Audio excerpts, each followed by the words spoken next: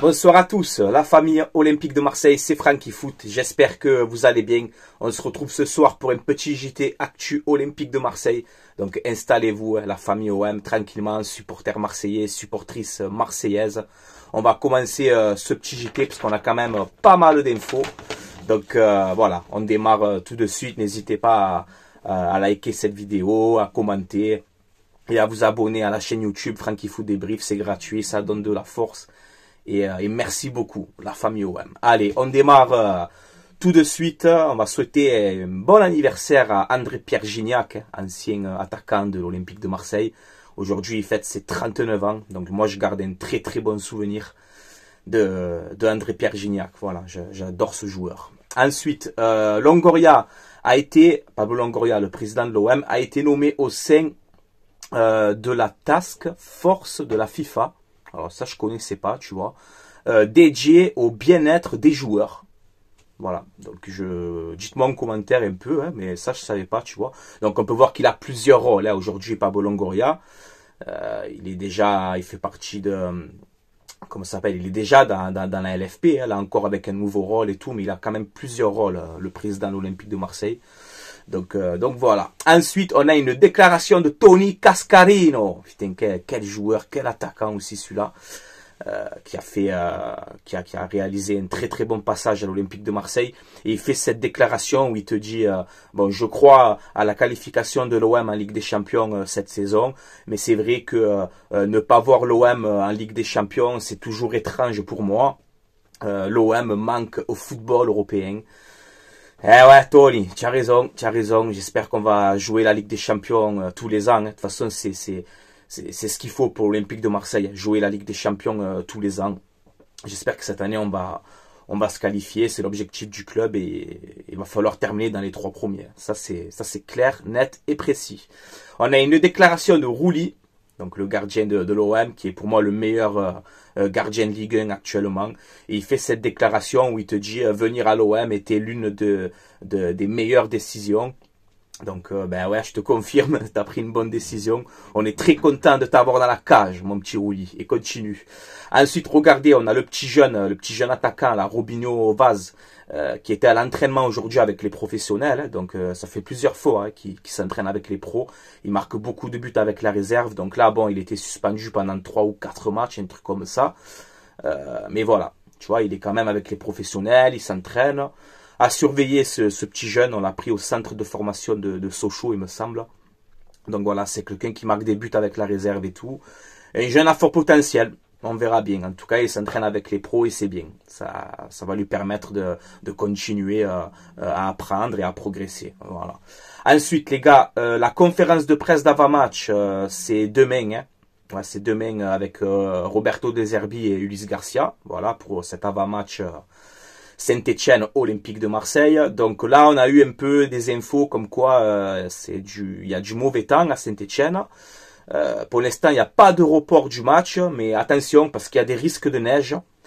Rappelez-vous Saint-Etienne OM, hein, saison 2004-2005 avec cette erreur de Koji Nakata où il veut contrôler, il rate le ballon. Bref, c'était incroyable sous la neige à l'époque déjà. Donc là, voilà, attention, j'espère qu'ils vont maintenir le match, hein, parce que j'ai vraiment envie de regarder ce match. Donc, à suivre la météo quand même. Pour l'instant, voilà, ils maintiennent le match. Mais attention, on verra demain, après-demain, la situation. Voilà. Je vous mets les stats de Luis Enrique. Alors, regardez, hein, la saison 2023-2024, quand il revient de près du Brésil, c'est 15 matchs avec l'OM, 1 but, 0 passe décisive. Et là, cette saison, 2024-2025, c'est 13 matchs, 6 buts, 4 passes décisives. Il peut jouer à plusieurs postes, il s'adapte. Donc, non, voilà, il fait une très très bonne saison pour l'instant. Il faut qu'il continue comme ça, le petit Luis Enrique. C'est vrai que voilà, hein, il n'a pas la cote, hein, quand même. Bon, il y a certains supporters maintenant qui commencent à aimer Luis Enrique. Moi, j'en fais partie. C'est un jeune que je soutiens, tu vois. Mais voilà, c'est vrai que bon, il a des stats, les gars. Hein, 6 buts, 4 passes décisives en 13 matchs. C'est très bien. Je veux qu'il continue comme ça. D'ailleurs, je te mets les stats des joueurs de l'OM. Hein. Ben, on peut voir que le premier, c'est Greenwood, 9 buts, 1 passe décisive. Luis Enrique, donc deuxième, hein, joueur le plus décisif à l'OM pour l'instant avec 6 buts, 4 passes D. Et ensuite, les gars, c'est vraiment trop faible. Hein. Mopé, 2 buts, 3 passes décisives. Bon, Mopé, voilà, il il presse, tu vois, il a une excellente mentalité, il se bat sur le terrain, il n'y a rien à dire. Mais après, voilà, Harit, 2 buts, 3 passes décisives. Jonathan Rowe, 2 buts, 2 passes décisives. Bon, heureusement que tu as Greenwood et Luis Enrique cette saison quand même, parce que sinon, c'est compliqué, quoi, tu vois. C'est compliqué au niveau des stats. Il va falloir améliorer ça, les gars. Ça, c'est clair et net. Mais bon, malgré tout, tu es deuxième de Ligue 1, donc voilà. Mais c'est vrai que on aimerait voir, je sais pas moi, un Mopé à 5-6 buts, un Wai à 5-6 buts, tu vois aussi. Mais bon, on verra bien dans l'avenir. Regardez cette stat aussi. Hein. Ça, c'est par contre une stat pas bonne du tout. Hein. Et ça prouve justement nos erreurs défensives. Tu vois, défensivement, il y a un problème. Il va falloir se renforcer vite au mercato défensivement. Parce que regardez cette stat, les gars, c'est chaud quand même. L'OM est la deuxième équipe ayant commis le plus d'erreurs nettes des 5 grands championnats. Antoine a fait 21 erreurs. Seul Southampton, club en Angleterre, avec 26 erreurs. Donc en gros, il te compte les buts contre son camp, les pénaux provoqués, les cartons rouges, les erreurs qui ont offert des occasions à l'adversaire. Bon, les cartons rouges, voilà, on s'est fait beaucoup douiller cette saison, les cartons rouges. Donc ça, je l'enlève. Mais voilà, c'est vrai que bon, c'est compliqué. Ça vient pas que de la défense aussi. C'est un collectif, tu vois. Mais ça prouve bien que cette stat, que défensivement, il y a un problème aussi, tu vois. Donc voilà, je pense que tout le monde le sait maintenant. Et il va falloir se renforcer au mercato d'hiver. Mais on a une excellente rumeur mercato. On va y venir tout doucement. On va y venir maintenant, en fait. Hein.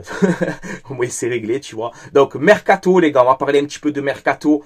L'OM pourrait recruter Koulibaly, ça c'est incroyable les gars, Koulibaly, le joueur de Al Hilal en Arabie Saoudite. Alors on parle d'un prêt de 6 mois, est-ce qu'il va avoir une option d'achat? Je n'en sais rien. Alors si on cherche un défenseur costaud, solide, avec la mentalité, un joueur qui n'a pas peur, tu vois, de la pression, de ce que tu veux, Koulibaly, il coche toutes ces cases. Voilà. Alors après, je regarde pas le niveau qu'il a actuellement. Hein. Je regarde pas le championnat d'Arabie Saoudite, même s'il y a de très bons matchs, tu vois. Mais voilà, moi c'est un joueur que je respecte, que je trouve très très bon, tu vois. Il a joué à Chelsea, il a joué à Naples, c'est un vrai leader, voilà, c'est un vrai leader. Donc oui, si on peut faire un Koulibaly à l'Olympique de Marseille, je valide tous les jours. Voilà, joueur d'expérience, un taulier, un leader de vestiaire, tout ce que tu veux. Donc ouais, pourquoi pas. Moi je valide cette piste Koulibaly. Dites-moi en commentaire si vous validez ou pas. Il nous faut des joueurs de caractère. Il en fait partie, tu vois. Et en plus c'est un très bon défenseur. Donc moi je valide cette piste-là. Ensuite, là encore une fois, cette info qui sort, l'OM a eu des pourparlers avec Chelsea pour le défenseur français Benoît Badiachile. Bon, c'est un dossier quand même compliqué parce que l'entraîneur de Chelsea veut le garder, etc.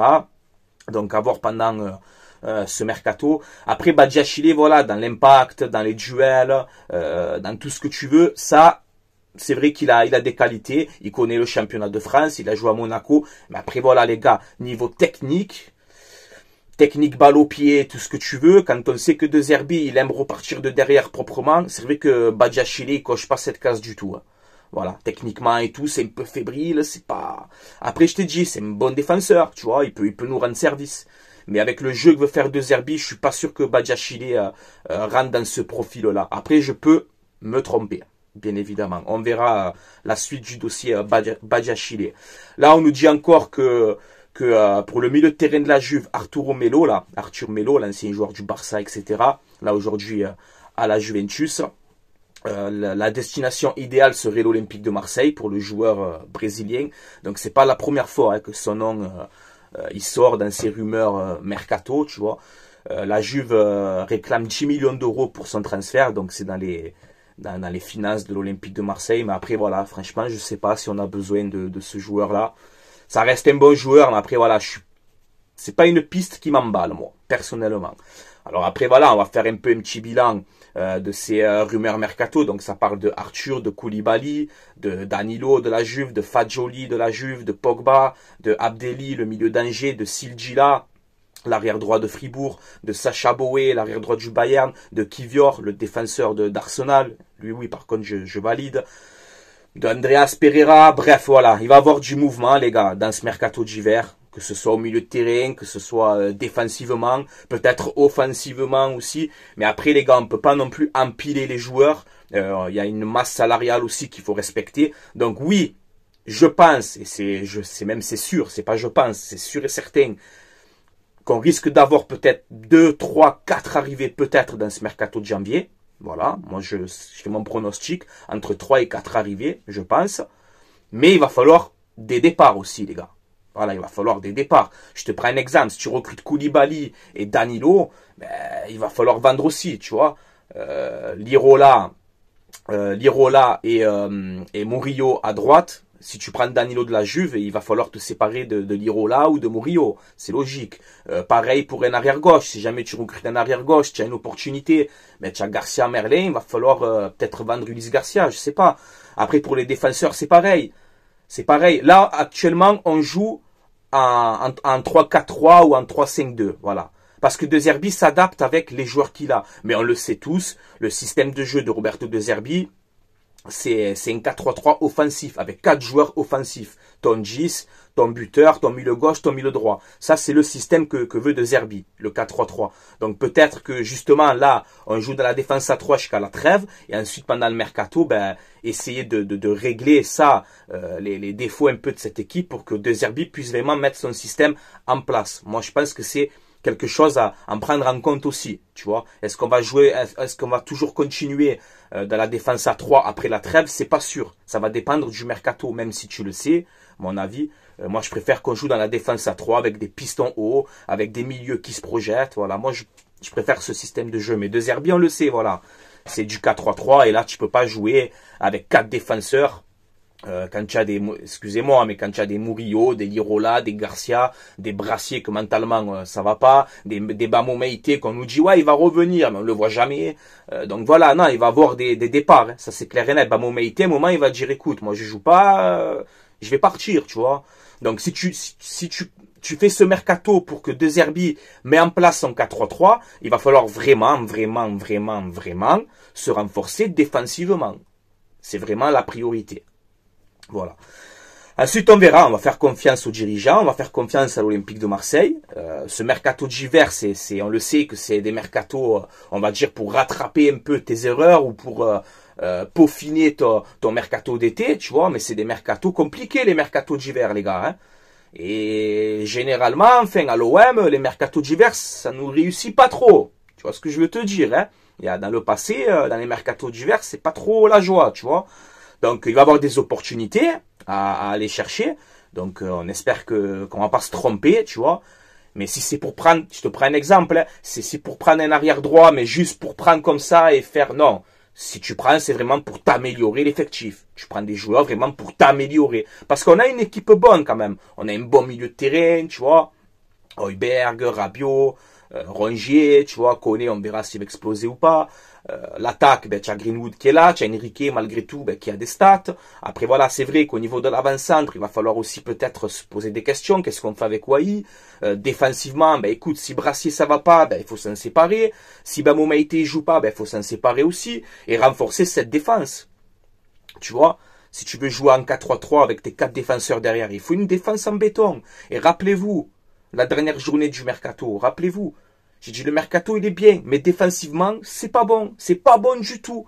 Je le savais moi à l'avance déjà. J'ai fait un live qui est dispo sur ma chaîne YouTube. Je suis en crise parce que je me dis comment tu vas faire la saison. Ok, il y a que la Ligue 1 et la Coupe de France, mais tu vas faire la saison avec Lirola, Murillo arrière droit et Garcia Merlin arrière gauche. Tu peux, c'est pas possible, c'est trop faible, c'est trop faible les gars, c'est trop faible. Et surtout quand on sait que De Zerbi, qu'on joue à 3 derrière ou à 4 derrière, De Zerbi, il aime bien partir de derrière. Tu vois, des petites passes courtes, relancées propres. Mais là, tu peux pas faire ça. Tu as des défenseurs, c'est trop faible.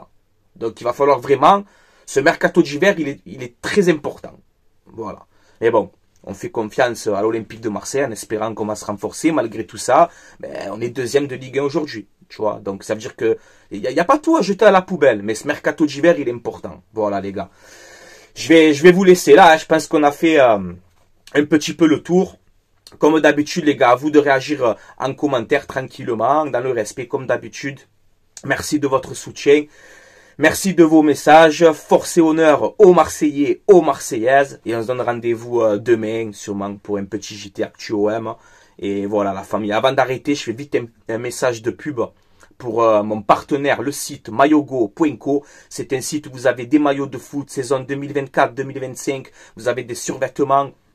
Vous avez des tenues d'entraînement, des maillots rétro à l'ancienne. Il y a quasiment toutes les tailles.